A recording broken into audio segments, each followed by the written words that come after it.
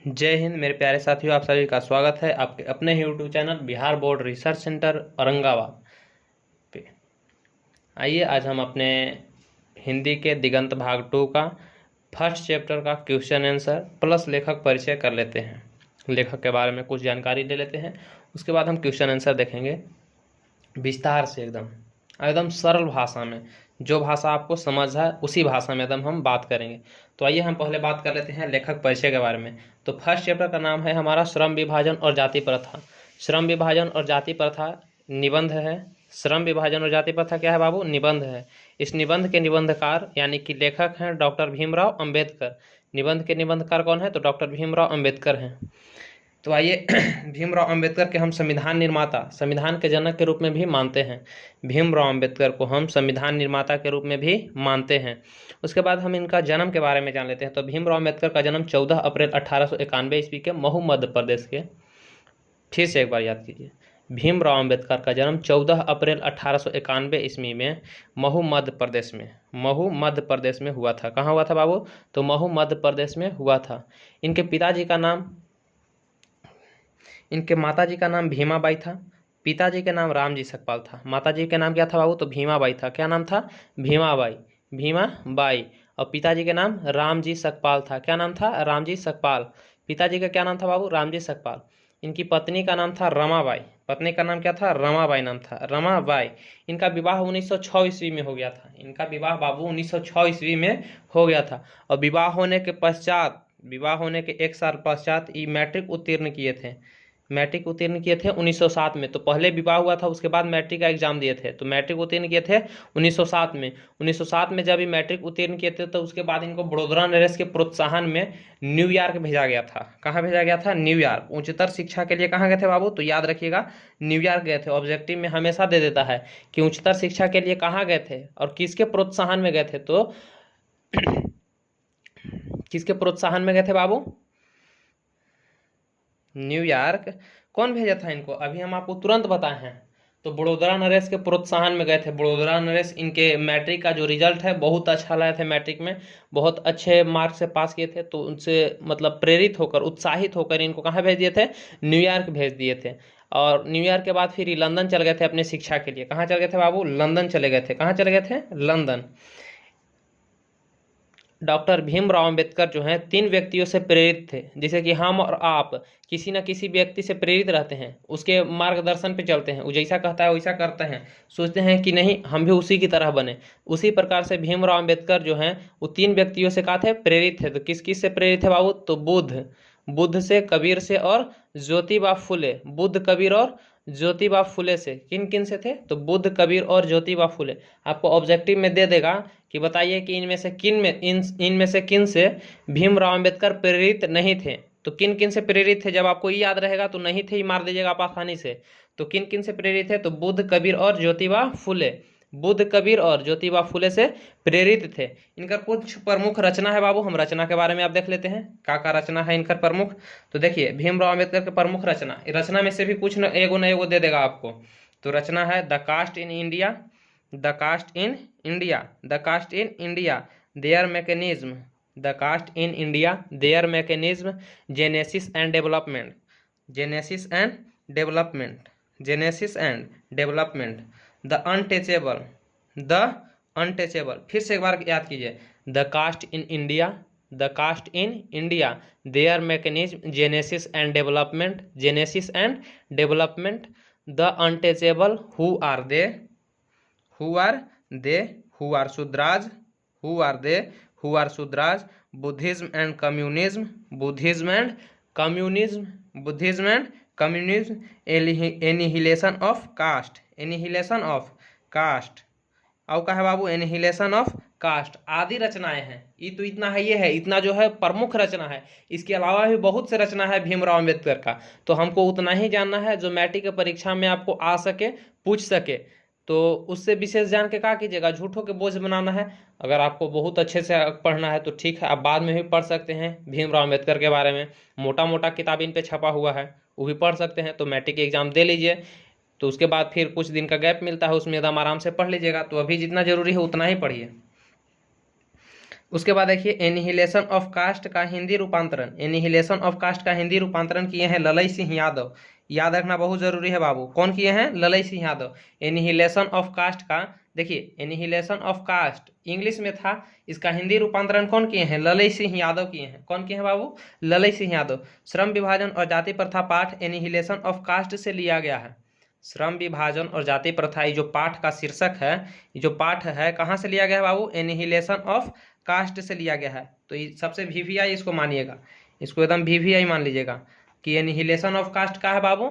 Annihilation of cast श्रम विभाजन और जाति प्रथा पाठ का जो शीर्षक है, जो पाठ है, कहाँ से लिया गया है? एनिहिलेशन ऑफ कास्ट से लिया गया है। एनिहिलेशन ऑफ कास्ट से लिया गया है। अब हम बात कर लेते हैं कि भीमराव अंबेडकर, डॉक्टर भीमराव अंबेडकर जी का मृत्यु कब हुआ था? तो इनको मृत्यु हो गया था दिसंबर 1956 ईस्वी में, दिल्ली में। कहाँ हुआ था बाबू? दिल्ली में हुआ था। दिल्ली में दिसंबर 1956 ईस्वी में इनका देहांत हो गया था, मृत्यु। तो चलिए, लेखक परिचय इतना हो गया, फिर से एक बार हम रिकॉल कर देते हैं। तो देखिए, श्रम विभाजन और जाति प्रथा का है बाबू? तो निबंध है। श्रम विभाजन और जाति प्रथा निबंध है। इस निबंध के निबंधकार कौन है? तो डॉक्टर भीमराव अंबेडकर हैं। इसके लेखक कौन है? डॉक्टर भीमराव अंबेडकर हैं। फिर से हम एक बार चलते हैं, तो संविधान निर्माता के रूप में भी इन्हें जाना जाता है। भीमराव अंबेडकर को संविधान निर्माता के रूप में भी जाना जाता है। इनका जन्म 14 अप्रैल 1891 ईस्वी के महू मध्य प्रदेश में हुआ था। इनका जन्म 14 अप्रैल 1891 ईस्वी में महू मध्य प्रदेश में हुआ था। इनके माता के नाम था बाबू भीमाबाई, माता के का नाम था भीमाबाई। पिताजी के नाम था रामजी सकपाल और पत्नी का नाम था रमाबाई। इनका विवाह 1906 ईस्वी में हुआ था। मैट्रिक उत्तीर्ण किए थे 1907 ईस्वी में। मैट्रिक उत्तीर्ण करने के बाद उच्चतर शिक्षा के लिए न्यूयॉर्क, और न्यूयॉर्क के बाद फिर चले गए थे लंदन। न्यूयॉर्क और न्यूयॉर्क के बाद कहाँ चले गए थे? लंदन चले गए थे। ये तीन व्यक्तियों से प्रेरित थे, बुद्ध, कबीर और ज्योतिबा फुले। तीन व्यक्तियों से प्रेरित थे, बुद्ध, कबीर और ज्योतिबा फुले से। किन किन से प्रेरित है बाबू? तो बुद्ध से प्रेरित है, कबीर से और ज्योतिबा फुले से। इनका प्रमुख रचना है the caste in India, the caste in India, their mechanism, genesis and development, genesis and development, the untouchable, who are they, who are Shudras, Buddhism and communism, Buddhism and communism, annihilation of caste. Annihilation of caste का हिंदी रूपांतरण ललई सिंह यादव किए हैं। और श्रम विभाजन और जाति प्रथा जो पाठ है वो एनिहिलेशन ऑफ कास्ट से ही लिया गया है। उसके बाद हम आपको बताएं बाबू कि भीमराव अंबेडकर का मृत्यु हो गया था दिसंबर 1956 ईस्वी में, दिल्ली में। तो चलिए, इसके बाद हम आते हैं इस निबंध के बारे में। श्रम विभाजन और जाति प्रथा निबंध, निबंध का सारांश हम कुछ लिखे हैं, देख लीजिए। हालांकि अगर सारांश आप जान जाते हैं तो क्वेश्चन आंसर बनाने में आपको बिल्कुल भी दिक्कत नहीं होगा। तो देखिए, श्रम विभाजन और जाति प्रथा, श्रम विभाजन और जाति प्रथा, जाति प्रथा निबंध का सारांश, सारांश यहाँ पे आपका लिखा हुआ है, लिखा गया है। और आपको भी इसी तरह से लिखना है, बिल्कुल एकदम इसी तरह से, ज़्यादा हौच पौच नहीं करना है। एग्जामिनर जब भी देखता है ना बाबू, तो ये नहीं देखता कि आप कितना पन्ना में लिखे हैं, देखता है कि आप कितना सटीक जवाब दिए हैं उसको। तो आइए देखते हैं। तो श्रम विभाजन और जाति प्रथा निबंध का सारांश किस तरह से आप सारांश लिखेंगे? किसी भी सारांश को लिखेंगे तो इसी तरह से लिखेगा, यही फॉर्मेट का यूज कीजिएगा हमेशा। तो श्रम विभाजन और जाति प्रथा निबंध के निबंधकार डॉक्टर भीमराव अंबेडकर हैं। श्रम विभाजन और जाति प्रथा निबंध के निबंधकार डॉक्टर भीमराव अंबेडकर हैं। यहाँ पे कुछ प्रिंट हो गया था, भीमराव अंबेडकर हैं। यह निबंध एनिहिलेशन ऑफ कास्ट, यह निबंध एनिहिलेशन ऑफ कास्ट से, यह निबंध एनिहिलेशन ऑफ कास्ट से, एनिहिलेशन ऑफ कास्ट से लिया गया है। एनिहिलेशन ऑफ कास्ट से लिया गया है। इस निबंध के माध्यम से, इस निबंध के माध्यम से समाज में, इस निबंध के माध्यम से समाज में फैली जाति प्रथा जैसी, जाति प्रथा जैसी फैली, जाति प्रथा जैसी कुप्रथा, यहाँ पे होना चाहिए था कुप्रथा, कुप्रथा को मिटाने का कार्य किया गया है। देखिए, आपको फिर से एक बार हम रिकॉल पीछे से चलते हैं शुरू से। तो देखिए, लिखना को फॉर्मेट किया करना है कि विभाजन निबंध के निबंधकार भीमराव अंबेडकर हैं। यह निबंध एनिहिलेशन ऑफ कास्ट से लिया गया है। यह निबंध लिया गया है, एनिहिलेशन ऑफ कास्ट से लिया गया है। इस निबंध के माध्यम से समाज में जाति प्रथा जैसी कुप्रथा को मिटाने का कार्य किया गया है। इसमें लेखक जिस विडंबना की बात करते हैं, इसमें लेखक जिस विडंबना की बात करते हैं वो जातिवाद के पोषक हैं। जातिवाद के कहा है बाबू? पोषक हैं। जैसे कि देखते ना है आजकल समाज में हमेशा एकदम चलते रहता है कि वो हम ही जाति के हैं, हम उच्च जाति के हैं, हम नीच जाति के हैं। तो वही कह रहे हैं भीमराव अम्बेडकर कि जातिवाद के पोषक हैं, जो आज के आधुनिक युग में जाति प्रथा को मानते हैं। हालांकि हमारा समाज अब बहुत ज़्यादा डेवलप हो गया, अब तो ये सब नहीं मानना चाहिए, लेकिन आज के आधुनिक युग में भी कुछ कुछ लोग ऐसे हैं जो जाति प्रथा को मानते हैं। कुछ लोग जाति प्रथा को श्रम विभाजन का दूसरा रूप मानते हैं। कुछ लोग जो हैं जाति प्रथा को श्रम विभाजन का ही दूसरा रूप मानते हैं, जो बिल्कुल गलत है और गलत होना भी चाहिए। अब जैसे कि एगो नाई के लड़का है और उसको दे दिया जाए बाल काटे लगे और उसमें मन लगे नहीं रहा, तो कभी वो काम कर पाएगा बढ़िया से? काटे ला रहेगा बाल और काट देगा कान।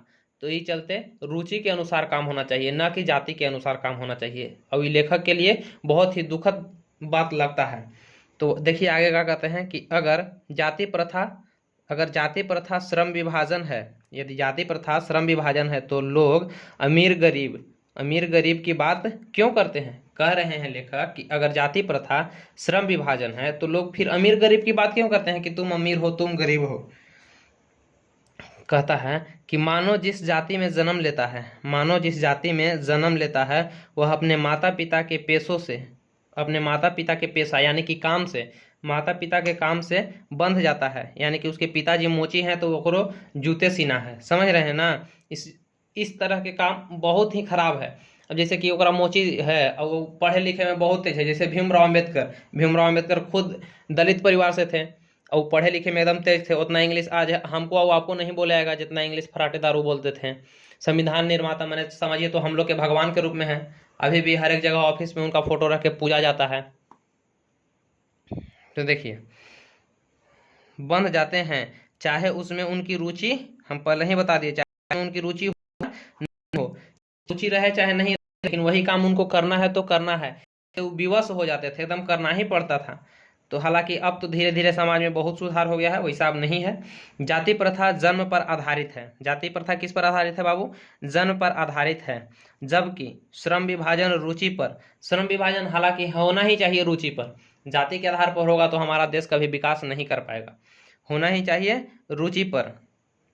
अतः श्रम विभाजन योग्यता एवं कार्य कुशलता के आधार पर न कि होना चाहिए, आधार पर होना चाहिए, न कि जाति प्रथा के आधार पर, न कि जाति पाति के आधार पर। अब हम मान लीजिए कि हम नाई जाति में जन्म ले लेते हैं तो हमको बाले काटे का अधिकार है? ऐसा थोड़ी है। संविधान हमको पूरा छूट देता है अपना काम चुने के, हम जो चाहे वो काम कर सकते हैं, है कि नहीं?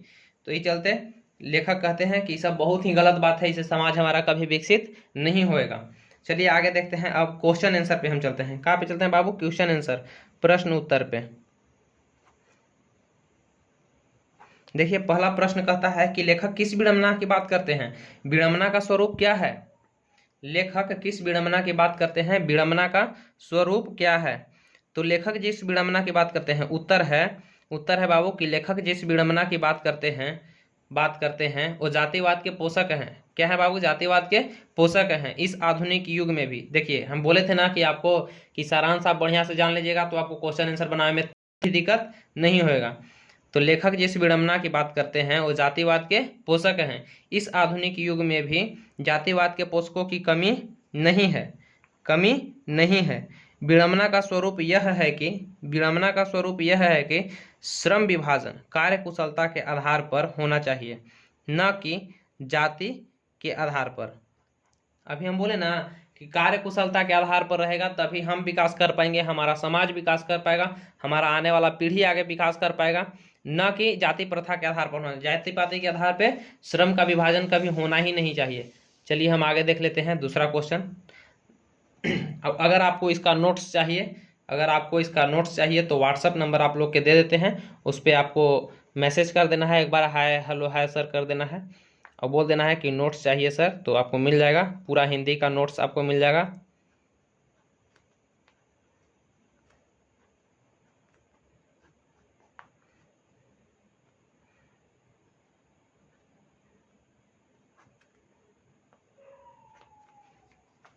इस नंबर पे आप व्हाट्सएप पे मैसेज करेंगे तो आपको पूरा नोट्स आपको मिल जाएगा। देखिए दूसरा क्वेश्चन हम देखते हैं कि जातिवाद के पोषक उसके पक्ष में क्या तर्क देते हैं। जातिवाद के पोषक उसके पक्ष में क्या तर्क देते हैं। तो देखिए जातिवाद के पोषक इस आधुनिक युग में भी कार्य कुशलता के लिए श्रम विभाजन को आवश्यक मानते हैं। जातिवाद के पोषक इस आधुनिक युग में भी कार्य कुशलता के लिए श्रम विभाजन को आवश्यक मानते हैं और कहते भी हैं कि जाति प्रथा श्रम विभाजन का ही दूसरा रूप है, इसमें कोई बुराई नहीं है। जातिवाद के पोषक इसके पक्ष में तर्क देते हैं कि जातिवाद के पोषक इसके, देखिए फिर से एक बार देख लीजिए, जातिवाद के पोषक उसके पक्ष में क्या तर्क देते हैं। तो जातिवाद के पोषक इस आधुनिक युग में भी कार्य कुशलता के लिए श्रम विभाजन को आवश्यक मानते हैं और कहते हैं कि जाति प्रथा श्रम विभाजन का ही दूसरा रूप है, इसलिए इसमें कोई बुराई नहीं मानते हैं। जातिवाद के जो पोषक हैं उसके समर्थक जो हैं इसमें कोई बुराई नहीं मानते हैं, कहते हैं कि बहुत अच्छा चीज़ है, इसमें कोई बुराई नहीं है। अब देखिए हम तीसरा का क्वेश्चन चलते हैं। अगला क्वेश्चन कह रहा है कि जातिवाद के पक्ष में दिए गए तर्कों पर लेखक की प्रमुख आपत्तियां क्या हैं। अब कह रहा है क्वेश्चन कि जातिवाद के पक्ष में दिए गए तर्कों पर लेखक की प्रमुख आपत्तियां क्या है। तो देखिए जातिवाद के पक्ष में दिए गए तर्कों पर लेखक की पहली आपत्ति तो यह है कि जाति प्रथा श्रम विभाजन के साथ साथ श्रमिक विभाजन भी करता है। जाति प्रथा जो है श्रम विभाजन के साथ साथ श्रमिक विभाजन भी करता है। श्रम विभाजन निश्चय ही सभ्य समाज के लिए आवश्यकता है, परंतु किसी भी सभ्य समाज में कार्य के साथ साथ श्रमिक का भी विभाजन सही विभाजन नहीं है। लेखक की आपत्ति है, कहते हैं लेखक की, देखिए जातिवाद के पक्ष में दिए गए तर्कों पर लेखक की पहली आपत्ति तो यही है कि श्रम विभाजन अच्छा बात है, आधुनिक सभ्य समाज के लिए श्रम विभाजन अच्छा है, लेकिन श्रम विभाजन जाति पाति के आधार पर नहीं होना चाहिए, कार्य कुशलता के आधार पर होना चाहिए। अब ओकरा कार्य करे के मने न है बाल काटे वाला, आप उसको जबरदस्ती बाल काटे वाला काम दे दीजिएगा तो कभी नहीं कर पाएगा। अब एगो ड्राइवर है, अब ओकरा आप दे दीजिएगा, आप कलम से लिखे लागे, मान लीजिए कि उसको लिखने के लिए दे दीजिएगा, वो कभी लिख पाएगा? कहेगा कि सब बकवास हमको काले दे दिया, हम गाड़ी चलाते हैं तो ये सब हमको से काम नहीं हो पाएगा। तो वही कह रहे हैं लेखक कि श्रम विभाजन जो है आवश्यक ही सभ्य समाज के लिए सही है, लेकिन रुचि के आधार पर होना चाहिए श्रम विभाजन, ई ना कि जाति पाति के आधार पर होना चाहिए ना। ड्राइवर के बेटा है ड्राइवर में कतई नहीं होना चाहिए। देखिए आगे हम चलते हैं अगला प्रश्न की ओर। तो अगला प्रश्न कहता है कि भारतीय समाज में श्रम विभाजन का स्वाभाविक रूप क्यों नहीं कही जा सकती। जाति जो है भारतीय समाज में, देखिए जाति जो है भारतीय समाज में श्रम विभाजन का स्वाभाविक रूप क्यों नहीं कही जा सकती। तो नहीं कही जा सकती है, तो देखिए काहे नहीं कही जा सकती है। तो देखिए भारत की जो जाति प्रथा है भारत की जाति प्रथा की एक और विशेषता यह है कि श्रमिकों का अस्वाभाविक विभाजन ही नहीं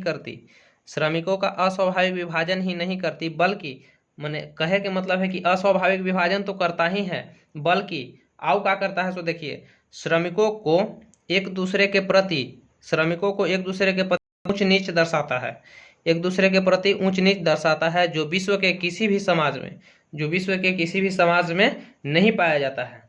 कहता है कि भारत की जो जाति प्रथा है इसकी एक और विशेषता है कि श्रमिकों को विभाजन ही नहीं करती, बल्कि दूसरे के ऊंच नीच भी दिखता है कि ना तू ऊंच जाति से है, तू नीच जाति से है। हालांकि ऐसा के किसी समाज में नहीं पाया जाता है। आइए अब हम देखते हैं अगले प्रश्न की ओर चलते हैं। अगला प्रश्न क्या कहता है कि जाति प्रथा भारत में बेरोजगारी का एक प्रमुख और प्रत्यक्ष कारण बनी हुई है। कैसे? जाति प्रथा भारत में बेरोजगारी का एक प्रमुख और प्रत्यक्ष कारण कैसे बनी है। तो देखिए हम देखते हैं इसका उत्तर क्या होगा बाबू। देखिए कहता है कि जाति प्रथा जो है भारत में बेरोजगारी का एक प्रमुख और प्रत्यक्ष कारण है, क्योंकि क्योंकि मानव जिस जाति में जन्म लेता है उसी जाति के अनुसार उसका पेशा निर्धारित हो जाता है, चाहे उसमें उसकी रुचि हो या न हो। अपने पसंद का कार्य न चुनने की वजह से उसमें तरक्की न कर पाता है, उसमें तरक्की नहीं कर पाता है। बिल्कुल सही है। अब हमको जैसे कि देखिए हमको पढ़ावे में मन लगता है, अब हमारा कोई दे देगा कि नहीं तुमको गाड़ी चला के रोज यहाँ से जाना है दूसरा जगह, वहां से फिर आना है तुमको, तो हमको मन नहीं लगेगा। रोज जाएंगे और एगो न एगो के धक्का मार के आएंगे, उन्हें से लात जूता खा के आएंगे, तो हमको मन नहीं लगेगा, कभी उसमें तरक्की हम नहीं कर पाएंगे। तो ये चलते जो में मन लगे आपको वही काम करना है। हालांकि एकरा में लेखक कहे हैं, आप कहानी बढ़िया से पढ़िएगा तो लेखक कहे हैं कि जब तक ओकरा में सोचे समझे के क्षमता न प्रदान हो, न विकसित हो, तब तक उसको कार्य चुनने की अनुमति नहीं है। अब आजकल के लड़कन के कह देंगे कि जाइए अपने से अपन काम चुनिए, तो कभी बढ़िया काम चुनिए नहीं पाएगा। अब जैसे कि आप लोग हैं 10th के लड़कन हैं, आप लोग के कह देवल जाए तो रोज क्रिकेट लेके बैट गेंदा पहुंचल रहिएगा फील्ड में कि हमको तो अपन मन से काम चुनने की आज़ादी है, तो हम क्रिकेटे खेलेंगे दिन भर। ओकरों में बढ़िया कर पाइएगा तब ना, तो ओकरों में खाली खेलिएगा टाइम पास के लिए, 10 रुपये का खाली मैच लेके खेलिएगा। तो ये चलते पहले विकसित होना है, उसके बाद अपन काम चुनने के क्षमता जब हो जाए तब काम चुनना है। देखिए अगला क्वेश्चन क्या कहता है। लेखक आज के उद्योगों में गरीबी और उत्पीड़न से भी बड़ी समस्या किसे मानते हैं और क्यों। तो कहता है उत्तर क्या है बाबू, तो उत्तर देख लीजिए। कहते हैं कि लेखक गरीबी और उत्पीड़न से भी बड़ी समस्या जाति प्रथा को मानते हैं। किसको मानते हैं? जाति प्रथा को मानते हैं, क्योंकि जाति प्रथा लोगों को उनके रुचि के अनुसार कार्य न चुनने की अनुमति उनके रुचि के अनुसार कार्य चुनने की अनुमति नहीं देती है। इसलिए लेखक जो हैं आज के उद्योग धंधों में गरीबी और उत्पीड़न से भी बड़ी समस्या किसे मानते हैं? जाति प्रथा को मानते हैं। किस लिए मानते हैं? कहा है कि ये अपने रुचि के अनुसार काम चुनने की अनुमति नहीं देता है। अगला क्वेश्चन देखिए, एकदम शॉर्ट एकदम सिंपल लैंग्वेज में आप लोग को एकदम प्रोवाइड कराया जा रहा है। अगर आपको इसका नोट्स चाहिए तो एक बार नंबर दे दिए हैं, एक बार फिर हम लास्ट में नंबर दे देंगे आप लोग के।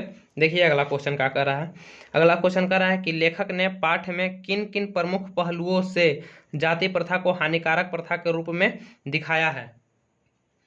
तो इस पाठ में उत्तर क्या कहता है हमारा, कहता है कि इस पाठ में लेखक ने कई पहलुओं से जाति प्रथा को एक हानिकारक प्रथा बताया है, जिसमें आर्थिक और रचनात्मक पहलू सबसे प्रमुख हैं। जिसमें आर्थिक और रचनात्मक पहलू सबसे प्रमुख हैं। अब एक क्वेश्चन हमारा और बच गया है, लास्ट क्वेश्चन, तो चलिए उसको भी देख लेते हैं हम लोग। देखिए सच्चे लोकतंत्र की स्थापना के लिए लेखक ने किन विशेषताओं को आवश्यक माना है। तो सच्चे लोकतंत्र की स्थापना के लिए लेखक किन आवश्यकताओं को आवश्यक माने हैं, सो देख लीजिए। लेखक ने, उत्तर हमारा है कि लेखक ने स्वतंत्रता समानता एवं बंधुता पर आधारित समाज को आवश्यक माना है। स्वतंत्रता, समानता और बंधुत्व पर आधारित समाज को आवश्यक माना है। लेखक ने लोगों के बीच दूध और पानी के मिश्रण जैसे भाईचारे को आवश्यक बताया है। हालांकि हमारा समाज ऐसा ही होना चाहिए, एक दूसरे से मिलजुल के रहेंगे तभी हम तरक्की कर पाएंगे, ना तो कभी तरक्की नहीं कर पाएंगे। आगे देखिए अगला, हम क्वेश्चन आंसर यहाँ पे समाप्त हो गया, एंड हो गया। देखिए आप लोग के लिए एक शेर है कि शिक्षा एक शेरनी के दूध के समान है। शिक्षा एक शेरनी के दूध के समान है, जो जितना पिएगा उतना दहाड़ेगा। यानी जो जितना पढ़ाई लिखाई में लगाएगा बाबू, उस में उतना ही एकदम पैसा की तरह, एकदम कहीं गोल्ड नहीं, गोल्ड से भी आप महंगा जानते हैं इसको, हीरा को जानते हैं ना, हीरा की तरह चमकेगा बाबू।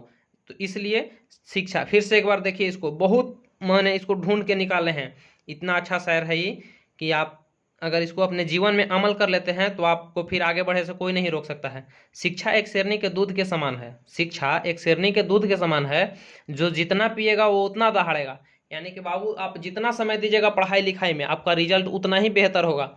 हम ये नहीं कहते हैं कि रिजल्ट नौकरी के लिए अच्छा है, खाली नौकरी लेना इसे। आपकी अगर आपका रिजल्ट अच्छा होगा, फिर आपको समाज में अच्छा स्थान मिलेगा, आपको अच्छा लोग से बोले चाले बैठे उठे के मौका मिलेगा।